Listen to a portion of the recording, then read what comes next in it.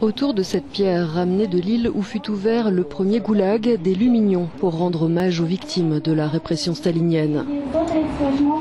Des dizaines de personnes se sont rassemblées ce dimanche à Moscou pour égrener les noms de ces millions de Russes exécutés arbitrairement. Une cérémonie organisée chaque année par Memorial, une ONG fondée en 1989 par Andreï Sakharov. Les autorités tentent de flirter avec ce sombre passé, estime l'ancien leader du parti d'opposition Yabloko. Nous voyons bien comment, dans certaines situations, elles font allusion à l'Union soviétique et à Staline. C'est pour cela que des cérémonies comme celle-ci sont importantes, pour que les autorités voient que les gens n'ont rien oublié.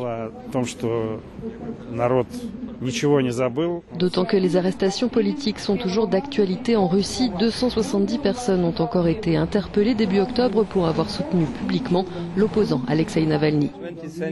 L'ambassadeur d'Allemagne en Russie est venu lui aussi rendre hommage aux victimes de la répression stalinienne.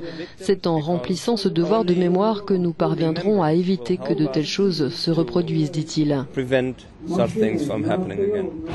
Faute de chiffres officiels, Memorial estime que 12 millions de personnes ont été victimes de la répression sous Staline. L'ONG a profité de la cérémonie pour dénoncer l'emprisonnement de l'un de ses membres, un historien justement connu pour ses recherches sur les disparus de la Grande Terreur des années 30.